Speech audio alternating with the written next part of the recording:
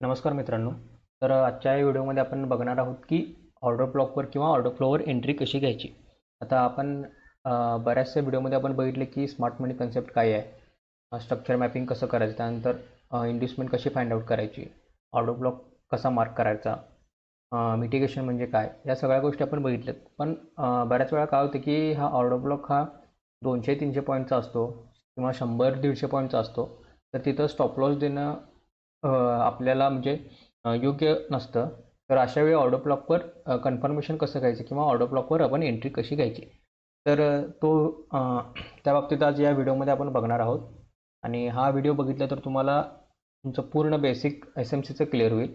आणि त्याचप्रमाणे आपण बँक निफ्टीचं ॲनालिसिससुद्धा करणार आहोत, जेणेकरून ते तुम्हाला पुढे उपयोगी पडेल. ठीक आहे. चला तर आपण मग व्हिडिओ स्टार्ट करूया. ओके. आता इथं काय झालं आहे, मार्केटने एक स्विंग क्रिएट केला आहे, त्यानंतर अजून एक स्विंग क्रिएट केला आहे, आणि या स्विंगला पण इन्व्हेस्टमेंट म्हणून आपण मार्क केलं आहे आणि इन्व्हेस्टमेंट घेतलं आहे, ऑर्डर ब्लॉकवर टॅप केलं आहे आणि अगेन मार्केटने एक नवीन ब्रेक ऑफ स्ट्रक्चर दिले. हे आपण मागच्या व्हिडिओजमध्ये आपण बघितलं आहे. पण आपण एक्झॅक्ट आता इथं या स्विंगमध्ये आपल्याला बरेचसे ऑर्डर ब्लॉक मिळतील. जसं की आता इथं पण एखादा ऑर्डर ब्लॉक असेल, तर आपण हे कसं कन्फर्म करायचं की मार्केट याच ऑर्डर ब्लॉकला टॅप करून रिव्हर्स करेल किंवा या ऑर्डर ब्लॉकला टॅप करून रिव्हर्स करेल. तर ते कन्फर्मेशन काय आहे, तर ते आपण या आजच्या व्हिडिओमध्ये आपण बघणार आहोत. तर सगळ्यात आधी आपण स्ट्रक्चर मॅपिंग करून घ्यायचं आहे, त्यानंतर इन्व्हेस्टमेंट फाइंड आउट करायचे, इन्व्हेस्टमेंट फाइंड आउट नंतर आपण ऑर्डर ब्लॉक मार्क करायचा आहे. हे झालं आपण हायर टाईम फ्रेमवरचं. त्यानंतर आपल्याला एंट्री जी घ्यायची आहे ती आपण लोअर टाईम फ्रेमवर शिफ्ट करून घ्यायची आहे. जसं की आता हा जर आवरली टाईम फ्रेमवरचा चार्ट असेल तर 5 मिनिटवर एंट्री घ्यायची, किंवा 5 मिनिट 15 मिनिट जर तुम्ही यूज करत असाल तर 1 मिनिटवर तुम्ही एंट्री फाइंड आउट करू शकता. ठीक आहे. तर चला तर मग आपण एंट्री कशी फाइंड आउट करायची ते बघूया.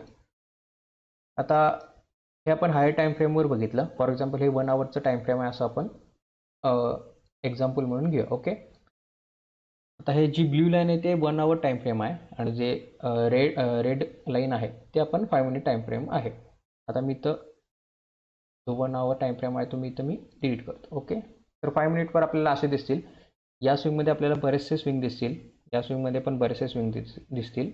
अशा प्रकारे आपल्याला लोअर टाईम फ्रेमवर दिसेल. तर इथं एक्झॅक्ट एंट्री कशी घ्यायची तर ते आपण बघणार आहोत. ओके.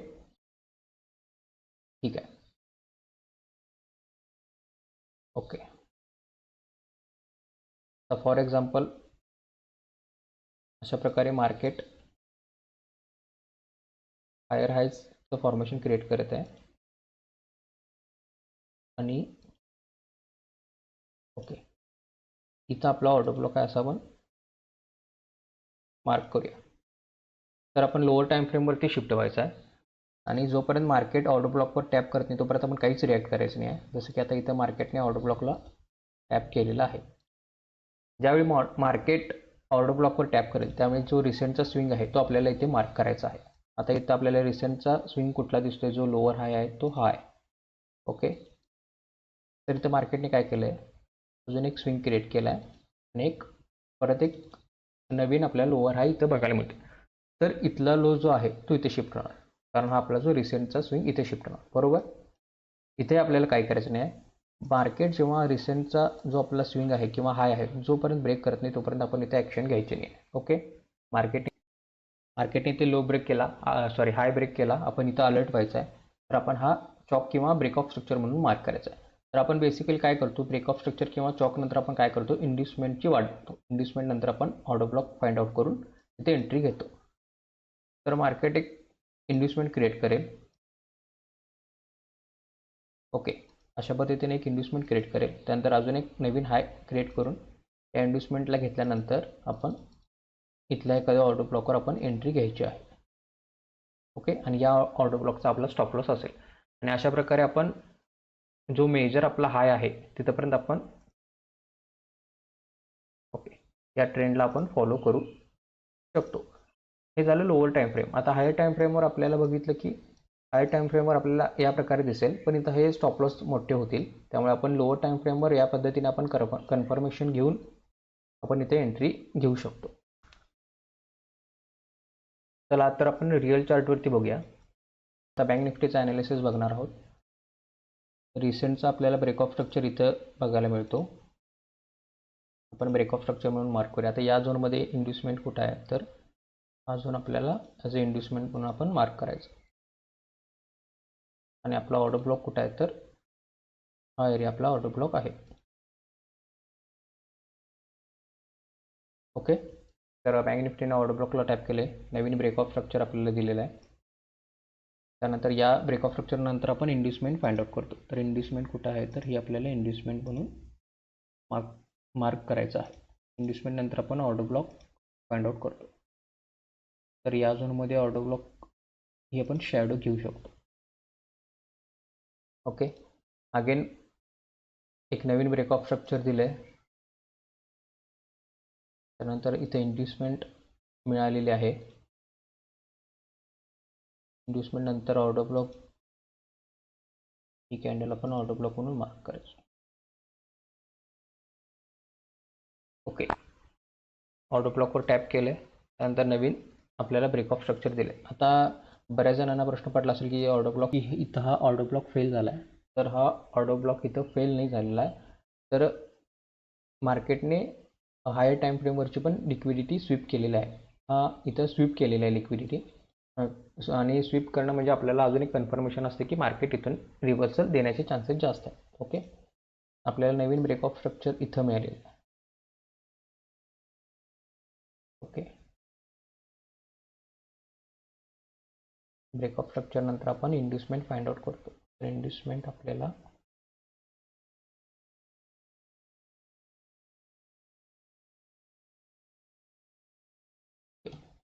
इथे इंड्युसमेंट आहे. त्यानंतर आपण ऑर्डर ब्लॉक मार्क केलं तर इथे एक आपल्याला ऑर्डर ब्लॉक दिसतोय.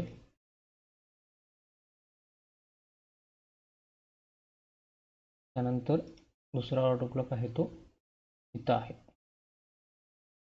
किंवा हा आपण ऑर्डर फ्लो पण घेऊ शकतो. ओके. तर अशा पद्धतीने बँक निफ्टीने नवीन रिसेंटचा एक आपल्याला इथं ब्रेक ऑफ स्ट्रक्चर मिळालेला आहे. ब्रेक ऑफ स्ट्रक्चर त्यानंतर इंड्युसमेंट कुठं आहे, तर इथं आपली इंड्युसमेंट आहे. त्याचा जो ऑर्डर ब्लॉक आहे तो इथं आहे. आणि इथून ऑर्डर ब्लॉकवर टॅप केलेला आहे. आता इथून आपण या ब्रेक ऑफ स्ट्रक्चरची आपण वाट बघू शकतो. तर आता या ऑर्डर ब्लॉकवर, आता हा ऑर्डर ब्लॉक किती पॉईंटचा आहे, जवळजवळ 500 पॉईंटचा हा ऑर्डर ब्लॉक आहे. तर आपण एवढा स्टॉप लॉस आपण देऊ शकत नाही. आणि प्लस आपल्याला कन्फर्मेशन पाहिजे. तर आपण ते कन्फर्मेशन कसं बघायचं, तर आपण लोअर टाईम फ्रेमवर शिफ्ट व्हायचं. तर मी 5 मिनिट टाईम फ्रेमवरती शिफ्ट होतो. आणि ज्यावेळी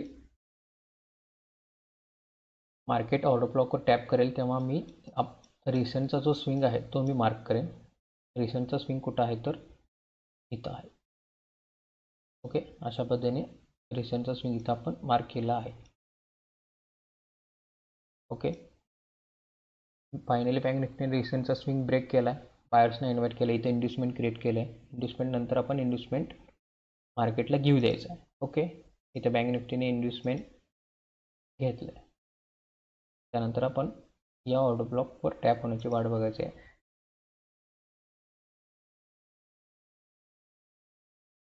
ऑर्डर ब्लॉकवर टॅप एंट्री हे आपलं टार्गेट असणार आहे. ओके. हे आपलं टार्गेट असणार आहे. अगेन नवीन इथं आपल्याला ब्रेक ऑफ स्ट्रक्चर मिळालं. ओके. मार्केटने ब्रेक ऑफ स्ट्रक्चर केलं, एक स्विंग क्रिएट केला आहे. अगेन एक स्विंग क्रिएट केला आहे. ब्रेक पूर्ण झोन इंड्युसमेंट म्हणून आपण मार्क करायचा, इंड्युसमेंट घेतलं आहे. या ऑर्डर फ्लोला मार्केटने ते टॅप केलेलं आहे. ओके.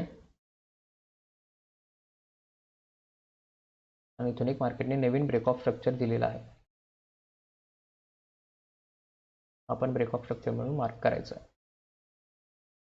आता इथं काय झालंय, हा एरिया कन्फ्युजन झोन आहे किंवा नो ट्रेडिंग झोन पण आपण म्हणतो. आणि इथं ऑर्डर फ्लोला मार्केटने टॅप केलं आणि आपल्याला इथं कन्फर्मेशन सुद्धा मिळालं नाही, डायरेक्ट नवीन ब्रेक ऑफ स्ट्रक्चर मिळालं. त्यामुळे आपण इथं ट्रेड आपल्याला मिळालेलं नाही. ओके. त्यानंतर नवीन ब्रेक ऑफ स्ट्रक्चर मिळाले. ब्रेक ऑफ स्ट्रक्चर नंतर आपण इंड्युसमेंट फाइंड आउट करायचे आहे. तर इंड्युसमेंट कुठं असणार आहे, ही आपली इंड्युसमेंट असेल. ओके, इंड्युसमेंट नंतर आपला ऑर्डर फ्लो कुठं असणार आहे किंवा ऑर्डर ब्लॉक इथं असणार. ओके, इंड्युसमेंट घेतली, ऑर्डर फ्लोला ऑर्डर ब्लॉकला टॅप केलं आहे आणि इथून मार्केटने एक अपसाईड मोमेंटम दिली आणि आज एक नवीन ब्रेकऑफ स्ट्रक्चर आपल्याला मिळालेलं आहे. हे आपण ब्रेकऑफ स्ट्रक्चर म्हणून मार्क करू शकतो. तर इथून आता आपण काय करू शकतो, आता इथं आपल्याला इंड्युसमेंट फाइंड आउट करायचे आहे. तर आपल्याला इंड्युसमेंट कुठं दिसते आहे, तर हा जो स्विंग आहे तो आपण ॲज अ इंड्युसमेंट म्हणून मार्क करू शकतो, बरोबर. त्यानंतर आपल्या इंड्युसमेंट नंतर ऑर्डर ब्लॉक कुठं आहे, तर आपल्याला या झोनमध्ये ऑर्डर ब्लॉक हा एक्स्ट्रीम जो ऑर्डर ब्लॉक आहे तो आपल्याला हा दिसतोय. त्यानंतर इनसाइड मूव आहे, हा एक आपण झोन ऑर्डर ब्लॉक म्हणून मार्क करू शकतो. तर आता या दोन्ही झोनला मोस्टली जेव्हा मार्केट ओके इन्व्हेस्टमेंट घेईल तर या झोनला टॅप करेल, तर इथं आपल्याला आता हे 5 मिनिट आहे, म्हणजे अजून थोडा 1 मिनिटवर आपण कन्फर्मेशन बघायचं आहे, जे मी तुम्हाला मगाशी सांगितलं. आणि अशा प्रकारे आपण इथून एक अपसाईड मोमेंटम बघू शकतो. जोपर्यंत मार्केट इन्व्हेस्टमेंट घेत नाही, हे जे बायर्स आले त्यांना रिमूव्ह करत नाही, तोपर्यंत मार्केट एक अपसाईड मोमेंटम देत नाही. ओके, तर अशा पद्धतीने आपण ऑर्डर ब्लॉकवर एंट्री घेऊ शकतो आणि प्रॉपर झोनचा वाट बघून तिथे आपण एंट्री एक्झिक्यूट करू शकतो. ओके, जर व्हिडिओ आवडला असेल किंवा समजला असेल तर लाईक करा, शेअर करा आणि कमेंटमध्ये कसा वाटला तेही सांगा. आणि इथून पुढे आपण आता कंटिन्यू करणार आहोत असेच नवीन नवीन व्हिडिओज. आता येणाऱ्या पुढच्या व्हिडिओजमध्ये मी लिक्विडिटी फाइंड आउट कशी करायची तेही तुम्हाला शिकवणार आहे. आणि जर पॉसिबल असेल तर मी लाईव्ह मार्केटमध्ये सुद्धा लिक्विडिटी कशी फाइंड आउट करायची हेही तुम्हाला मी लाईव्ह मार्केटमध्ये सांगणार आहे. ओके, तर भेटूया पुढच्या नवीन एका व्हिडिओमध्ये. थँक्यू.